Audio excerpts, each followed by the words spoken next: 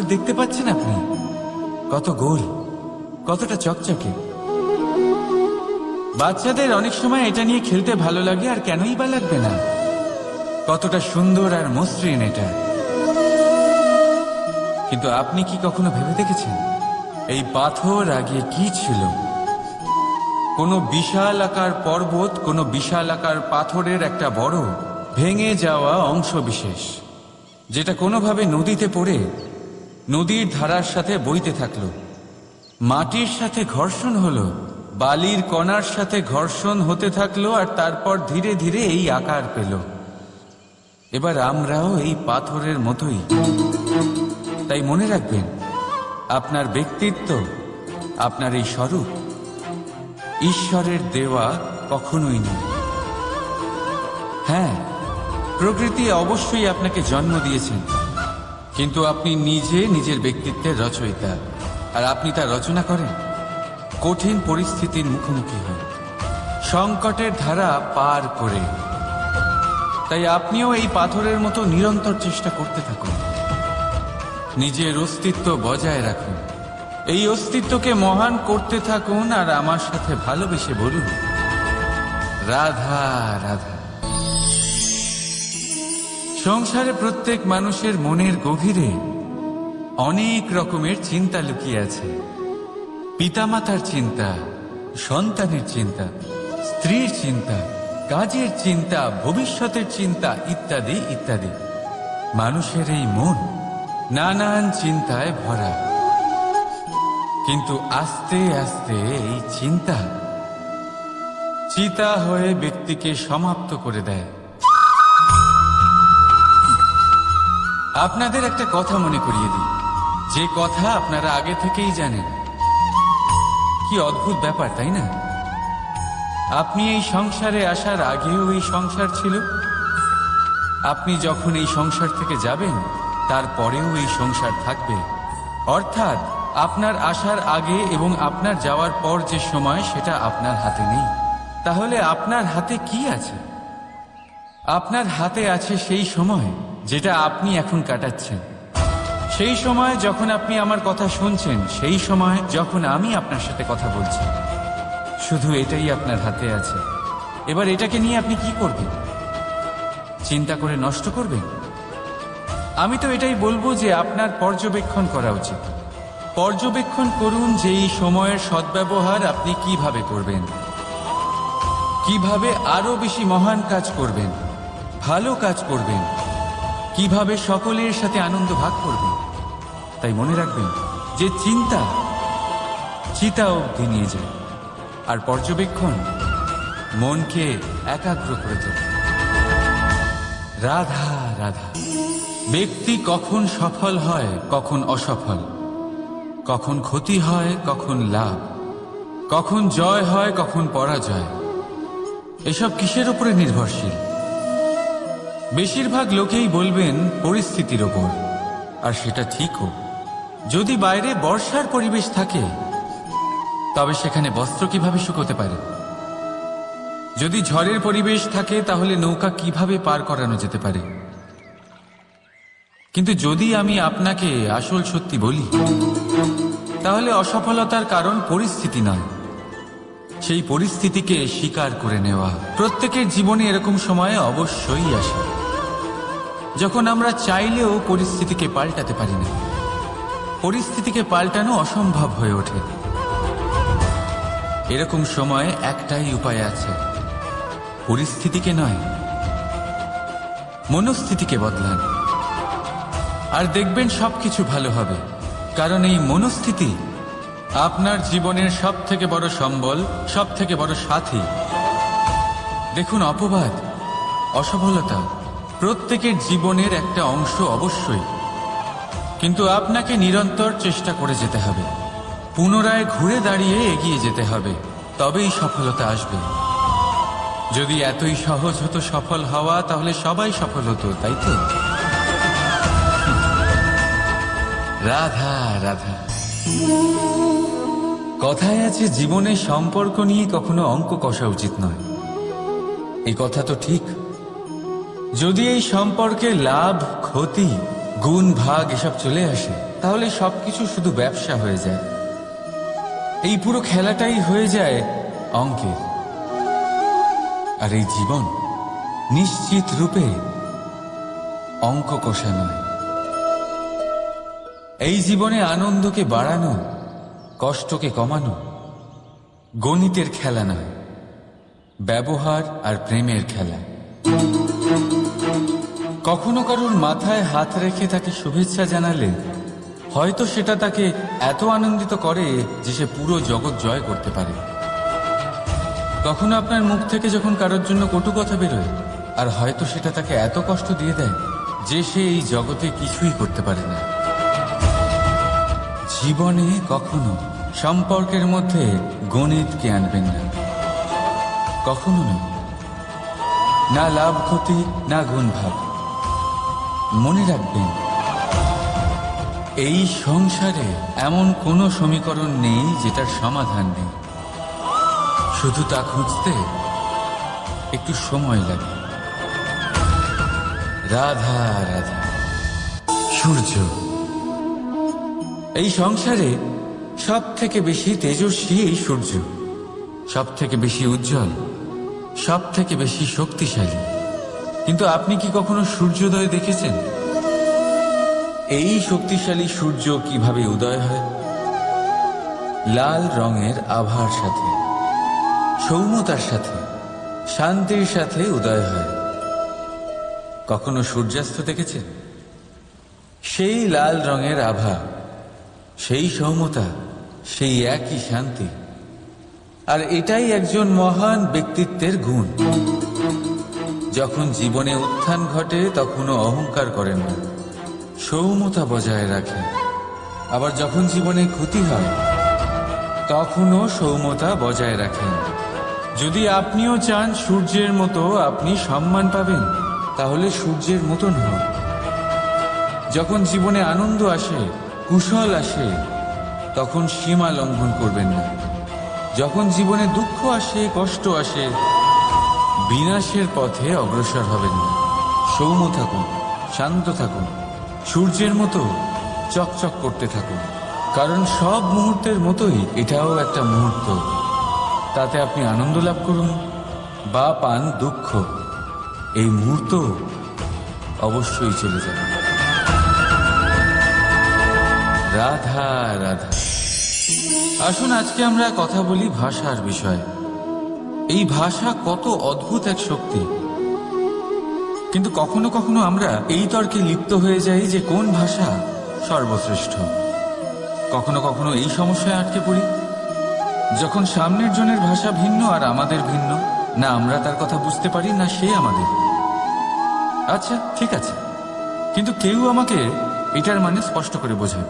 সূর্যমুখী, সূর্যের কিরণের কোন ভাষা সে বুঝতে পারে যে সূর্য ওঠার সাথে সাথে সেও ফুটে ওঠে? চকর, চকরের কাছে এমন কোন ইন্দ্রিয় আছে যে সে চাঁদের শীতলতা অনুভব করতে পারে? গরু এমন কোন সঙ্গীত শিখেছে যে আমার বাঁশির সুর শুনে তারা নিজেই চলে আসে? এই সব, এই পুরো সংসার, এই ব্রহ্মাণ্ড শুধুমাত্র একটা ভাষা বোঝে, প্রেমের ভাষা। না কোনো শব্দ, না কোনো বাণী, শুধু অনুভূতি। এই প্রেমের ভাষা সংসারের সব থেকে বড় ভাষা, যেটা আপনি নিজেও বুঝতে পারেন, আবার অন্যদেরকেও বোঝাতে পারেন। রাধা রাধা। বিপদ, বিপদের কথা শুনলে আমরা সবাই সচেতন হয়ে যাই। এই সংসারে এরকম কোনো প্রাণী নেই যে বিপদে পড়েনি, যে বিপদে ঘিরে থাকেনি। এবার কেউ কেউ বিপদের মুখোমুখি হয়ে বিজয় লাভ করেছে, কেউ কেউ তা পারেনি। কিন্তু বেশিরভাগ লোকেই বিপদের এই সময় কেটে যাওয়ার পরে বিপদের বিষয়ে ভুলে যায়। আর এটাই তার সব থেকে বড় ভুল হয়। বিপদের সাথে জড়িত এই তিনটি কথা সব সময় মনে রাখবেন। প্রথম, যারা আপনাকে বিপদে ফেলেছে তাদের কখনো ভুলবেন না, আর ভবিষ্যতে সব সময় তাদের থেকে সাবধানে থাকবেন। দ্বিতীয়, যারা বিপদের সময় আপনাকে ছেড়ে চলে গেছিল তারা আপনার বন্ধু নয়, তারা পরজীবী। আর কখনো ভবিষ্যতে তাদের থেকে কোনো আশা রাখবেন না। আর তৃতীয়, যারা আপনার বিপদের সময় আপনার পাশে থেকেছে, আপনার মনোবল বাড়িয়েছে, তারা আপনার সত্যিকারের বন্ধু, তাদের কোথাও যেতে দেবেন না। তাহলে বিপদের সাথে জড়িত এই তিনটি কথা যদি আপনি মনে রাখেন, তাহলে বিপদ ভুলেও কখনো আপনার জীবনে আর আসবে না। রাধা রাধা। সফলতা, অসফলতা, এই দুই প্রত্যেকের জীবনের এক অভিন্ন অঙ্গ। কিন্তু সফলতা আর অসফলতার থেকেও বেশি আর গুরুত্বপূর্ণ বিষয় তার থেকে পাওয়া শিক্ষা, যা বেশিরভাগ মানুষই বুঝতে পারে না। এবার দেখুন না, যখন আপনি জীবনে সফল হন, আপনার আপনজনেরা, আপনার বন্ধুরা জানতে পারেন আপনি কে, আপনার সামর্থ্য কি। কিন্তু যখন আপনি অসফল হন, তখন আপনি জানতে পারেন আপনার বন্ধুকে, আপনার আপনজনকে। কেমন অদ্ভুত ব্যাপার, তাই না? সময় আমরা কেউ দেখতে পাই না, কিন্তু এই সময় আমাদের অনেক কিছু দেখিয়ে দেয়। সেই জন্য এই সময়কে আর এই সফলতাকে সমানভাবে দেখুন, সমান দৃষ্টিতে দেখুন, আর এই দুজনকেই সম্মান করুন। জীবনে আপনি অনেক কিছু শিখবেন, জীবনে আপনি অনেক দূর এগোবেন। রাধা রাধা। বন্ধুত্ব, সংসারের সব থেকে বড় সম্পর্ক এই বন্ধুত্ব। জীবনে মা, বাবা, ভাই, বোন, এইসব সম্পর্ক আমরা বাঁচতে পারি না, কারণ এগুলি আমরা জন্মের সাথেই পাই। কিন্তু বন্ধুত্ব একটাই এমন সম্পর্ক যেটা আমরা বাছাই করতে পারি, যা আমরা বানাই, যা আমরা এগিয়ে নিয়ে যাই। তাই এই বন্ধুত্ব নিয়ে গর্ব করুন। যাকে আপনি বন্ধু বেছেছেন তাকে নিয়ে গর্ব করুন। যদি আপনারা দুজনে একসাথে থাকেন, তাহলে সেটা নিয়ে গর্ব করুন। যদি আপনার বন্ধু জীবনে এগিয়ে যায়, সফলতা পায়, তাহলে গর্ব করে বলুন, এই সফল মানুষটি আমার বন্ধু। যদি আপনার বন্ধু কোনো কারণে পিছিয়ে পড়ে, কোনো বিপদে পড়ে যায়, তখনও গর্বের সাথে তার পাশে দাঁড়িয়ে বলুন যে এই মানুষটি আমার বন্ধু। বন্ধুর সাথে একজোট হয়ে দাঁড়িয়ে থাকুন, যে কোনো পরিস্থিতিতে, সেটা ভালোই হোক বা খারাপ। এটাই মানুষের সব থেকে বড় পরীক্ষা। আর যে এই পরীক্ষায় উত্তীর্ণ হবে, বুঝে নেবেন তার জীবনে কোনো বিপদ আসতেই পারবে না, তারও না, তার বন্ধুর জীবনেও না। তাহলে আসুন আর আমার সাথে ভালোবেসে বলুন, রাধা রাধা। নির্মাণ করতে গেলে প্রথমে ভাঙনের জ্ঞান অত্যন্ত আবশ্যক। তার উদাহরণ আমি দেব এর দ্বারা।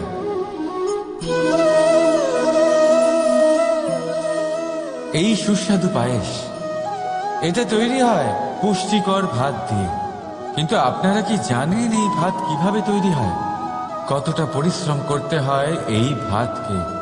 সর্বপ্রথম একে জলে ডুবে থাকতে হয়, তারপর সূর্যের প্রবল তাপে একে গরম হতে হয়, আর তারপরে ঢেঁকির মার সহ্য করতে হয়। শুকনো হলে একে প্রবল বেগে ঝাড়া হয়, তারপর গিয়ে তৈরি হয় এই ভাত, যা খেয়ে আপনি তৃপ্তি পান।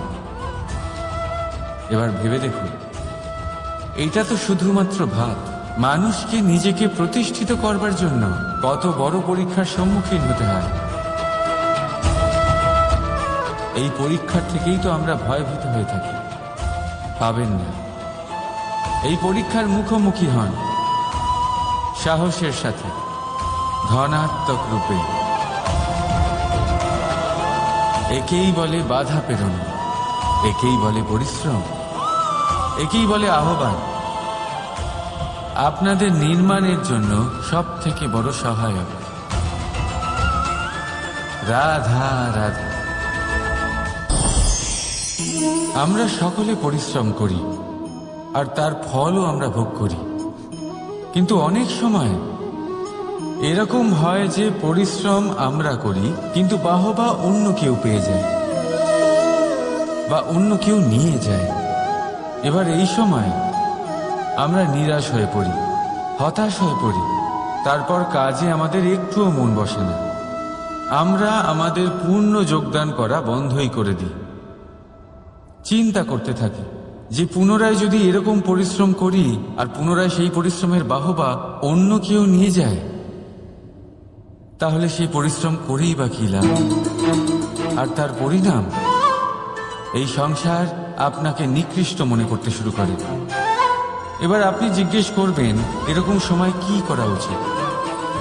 আপনাকে একটা কথা বলে রাখি যে যদি আপনি এই নিয়ে চিন্তাই না করেন যে আপনার পরিশ্রমের বাহবা অন্য কেউ পেয়ে যাবে, তাহলে আপনি এই সংসারে মহান থেকে মহানতর কাজ করতে পারবেন, প্রত্যেকবার নিজের থেকে ওপরে যেতে পারবেন। আর এই সিঁড়ি অনেক লম্বা। তাই মনে রাখবেন, যখন কোনো বাগানে ফুল ফোটে তাহলে লোকে মালিকে বাহবা দেয়, কিন্তু যখন সুগন্ধ বেরোয় তখন লোকে মালিকে নয়, সেই ফুলকে মনে রাখে। সেই জন্য নির্বিকার হয়ে চেষ্টা করতে থাকুন, পরিশ্রম করতে থাকুন, আপনি বাহবা অবশ্যই পাবেন। যদিও বা আপনাকে বাহবা দিতে লোকে ভুলে যায়, এই প্রকৃতি কখনো ভুলবে না। রাধা রাধা। আমরা মানুষ যাকে ভালোবাসি তার জন্য সব কিছু করতে পারি। যেমন ধরুন মা আর বাবা নিজের সন্তানের জন্য কি না করেন। তারা জন্ম থেকে চেষ্টা করেন যাতে তাকে সেই সব দিতে পারেন যা তার প্রয়োজন। ওর স্বাস্থ্য যাতে ঠিক থাকে তাই ওর দেখাশোনা করেন, ওর জন্য চিন্তা করেন। আজীবন চেষ্টা করেন, ধন অর্জন করেন যাতে সন্তানকে একটা বাড়ি দিতে পারেন, যাতে সন্তান খুশি থাকে। কিন্তু এর মধ্যে কিছু না কিছু অবশ্যই অনুচিত। এবার আপনি জিজ্ঞেস করবেন এর মধ্যে অনুচিত কি আছে? আমাদের নিজেদের সন্তানকে কিছু দিয়ে যদি আমরা সন্তুষ্টি লাভ করি তাহলে এতে ভুল কি? এবার আপনি এটা বুঝতে পারছেন না যে আপনার সন্তানকে ভবিষ্যতে এর অনেক বড় মূল্য দিতে হতে পারে। আপনার সন্তানকে, আর কারণ নয়। যখন সে কিছু পেতে চাইবে সেই সন্তান সর্বপ্রথম আপনার দিকে তাকাবে। নিজে পরিশ্রম করে সেটা পাওয়ার চেষ্টা সে কখনোই করবে না। আর যখন সেটা পাবে না তখন সব থেকে বেশি দুঃখ সেই আপনার সন্তানেরই হবে। তাই যদি সন্তানকে কিছু দিতে হয় তাহলে বাড়ি নয়, শিক্ষা দিন। একটা ভালো চরিত্র নির্মাণ করার চেষ্টা করুন, কারণ একটা ভালো চরিত্রই এই সংসারে সফলতার চরম শিখরে পৌঁছতে পারে। রাধা রাধা। এই সংসারে সব থেকে বড় রোগ কোনটা? কেউ বলবে খিদে, কেউ বলবে বার্ধক্য, কেউ বলবে জ্বর আদি ইত্যাদি। আমরা সব সময় চেষ্টা করি যে আমরা এই সব রোগ থেকে দূরে থাকি। সময় মতো আমরা চিকিৎসকের সাথে দেখা করি। অনেক চেষ্টা করি যাতে এই রোগ আমাদের আশেপাশেও না ঘোরাফেরা করতে পারে। কিন্তু জগতের সব থেকে বড় রোগ সব সময় আমাদের সাথেই থাকে, আর এই রোগের নাম হলো ভয়। যে কোনো কিছুর ভয়। লোকে কি ভাববে এর ভয়। যদি আমি এটা করি তাহলে কি হবে এর ভয়। যদি আমি এটা না করি তাহলে কি হবে এর ভয় আদি ইত্যাদি। দেখতে গেলে প্রত্যেক মানুষের মনে একটা ভয় আছে যা তাকে কষ্ট দেয়। এবার এই ভয় কি করে? আপনার শক্তিকে, আপনার আত্মবিশ্বাসকে, আপনার ব্যক্তিত্বকে শেষ করে দেয়। তাই মনে রাখবেন, যদি আপনি আপনার ভাগ্য নিজে বানাতে চান তাহলে সবার আগে ভয়মুক্ত হয়ে যান। আপনি নিজেই দেখুন কি অদ্ভুত ব্যাপার এটা, যা এখনো ঘটেনি। সেটা ভেবে এত ভয় পাই যে বর্তমানে নিজেদের কষ্ট দিই। সেই জন্য যা এখনো ঘটেনি তা নিয়ে